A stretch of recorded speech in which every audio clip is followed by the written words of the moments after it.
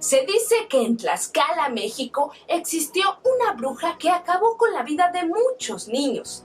Pero ¿sabías que el término de bruja no existió en México sino hasta la llegada de los españoles? Se creían que hacían pactos con el diablo. Pero ¿cuál es la diferencia entre una bruja mexicana y una europea? En realidad, era brujería o enfermedad. Suscríbete al canal que te lo voy a revelar. Mi nombre es Cecilia Arriola y bienvenido a Histofilia. ¡Comencemos!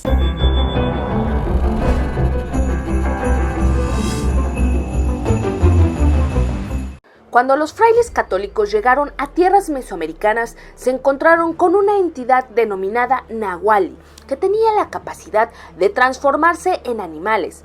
Esta figura era imposible de identificar o describir para su cultura, y con fin de poder entenderla, la asociaron con la bruja europea. Si deseas saber más sobre esta extraordinaria figura del México antiguo, te dejo el link de un video que te sorprenderá. Pero sigamos, los evangelizadores españoles argumentaban que las mujeres eran las tlahuilpuchme, o brujas, que por las noches echaban fuego por la boca, y al igual que en Europa, el género femenino fue el más afectado en la Nueva España de estas creencias. A ellas se les consideraba moralmente más débiles y carnalmente inmoderadas, y que por ello sucumbían fácilmente ante la tentación del diablo. Como todos sabemos, hubo juicios inquisitorios en contra de quienes eran señalados como practicantes de brujería. Se les acusaba de realizar pactos con el demonio, adivinación, a las brujas de volar, de tener contacto con duendes, de usar polvos para enamorar, de idolatría, magia, amarres, exorcismos o ejecutar rituales para invocar la lluvia. Los poderes sobrenaturales y ajenos al catolicismo que los nahuali poseían fueron considerados como enemigos de la Iglesia. Recordemos que durante la época colonial las prácticas religiosas prehispánicas fueron prohibidas. Gran parte de las tradiciones actuales y creencias en México han sido consecuencia del sincretismo cultural que ocurrió en la Nueva España. El mito de la brujería adquirió un matiz muy diferente de la visión europea a causa de factores derivados en la mentalidad prehispánica. Como parte de la conversión impuesta por los conquistadores, se condenaron creencias ancestrales místicas, pero la influencia española dio lugar a otros imaginarios dentro de la población que pretendía modificar. En el mundo mesoamericano existía la creencia de ciertas mujeres llamadas Mometzcopinqui o Mometzicopiniani, que practicaban conjuros maléficos y que eran capaces de arrancarse las piernas o desarticularse los huesos del pie. Estas mujeres poseían una doble naturaleza que se movía entre polos opuestos. La mujer bruja durante el día se veía como una persona cualquiera, pues la luz tiene el poder de destruir sus poderes mágicos, pero en la noche los poderes cobraban mayor fuerza. Las brujas en estos relatos suelen ser mujeres bellas, casadas o incluso madres jóvenes, y un rasgo importante que poseen es que se trata de personas extranjeras. Suelen ser esposas traídas a otros lugares o encontradas en el transcurso de un viaje. Es así que cuando el sol se ocultaba, abandonaban su disfraz para transgredir las normas de una sociedad patriarcal.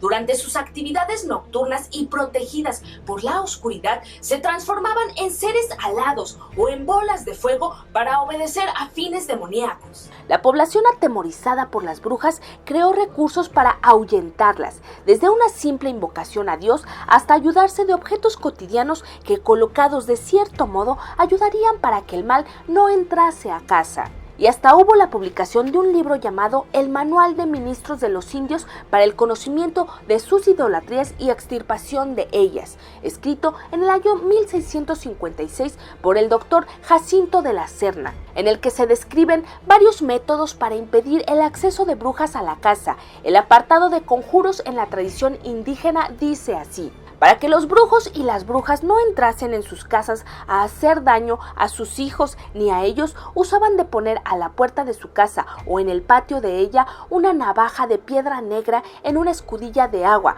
porque decían que viéndose allí el brujo se echaba a huir y no osaba entrar. Respecto a la tradición cristiana, se encuentran objetos semejantes a la cruz, que sin importar estuvieran consagrados o no, servían para alejar a la bruja Mometzcopinqui, haciendo alusión a Cristo.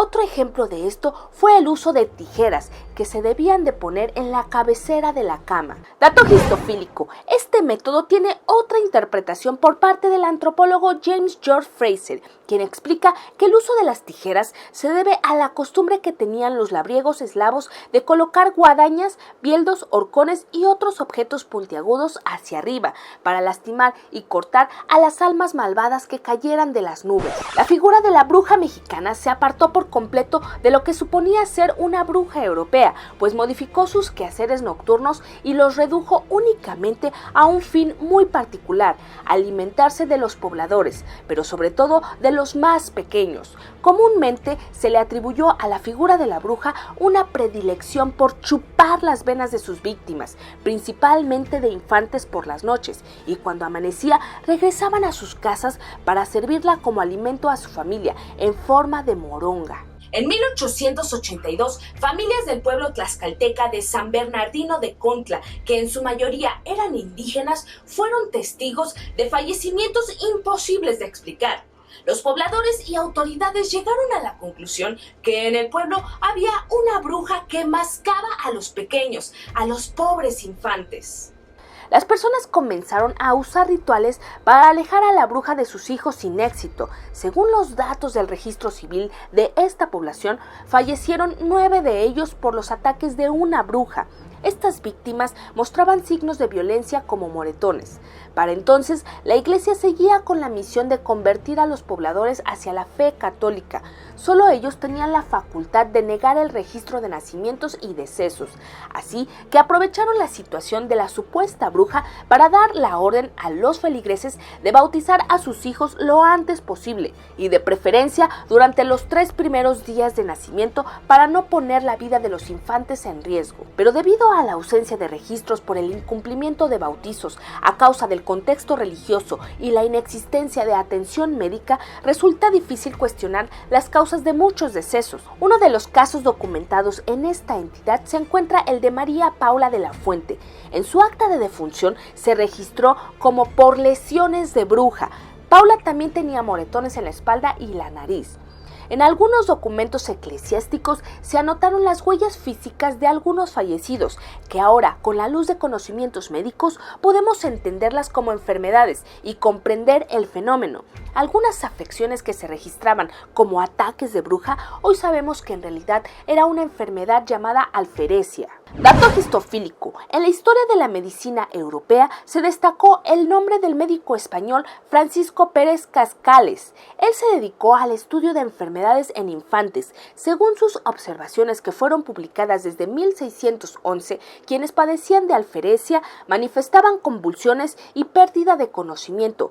Estas afecciones llegaron a ser confundidos con la epilepsia. A pesar de que los médicos y autoridades eclesiásticas aceptaban estas creencias míticas, se comenzó a usar el término de alferecia hasta los años 70 para los decesos infantiles registrados por fiebre, dificultad respiratoria, amoratamiento de la piel, convulsiones, pérdida de conocimiento, entre otro tipo de síntomas. También se ha considerado la posibilidad de afecciones como meningitis, que sustentaría la evidencia en uñas, labios morados y convulsiones. Además, se han tomado en cuenta otras posibilidades como la asfixia accidental. Aún con este tipo de estudios médicos, la presencia de la bruja seguía muy arraigada en las creencias del pueblo tlaxcalteca. El antropólogo Hugo G. Nutini cuestionó la existencia de este ser sobrenatural a raíz de la identificación de un caso en el que una madre aplastó a su recién nacido al quedarse dormida.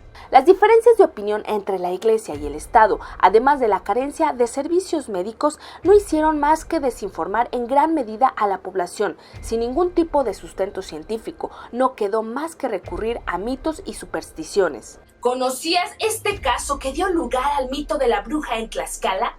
Si el tema te ha gustado, sigue buscando historias, porque la curiosidad no acabó con el gato, lo hizo más sabio. Vuelve a Histofilia y no te pierdas el siguiente video. Suscríbete al canal, comparte con tus amigos y sigamos viajando juntos por la historia.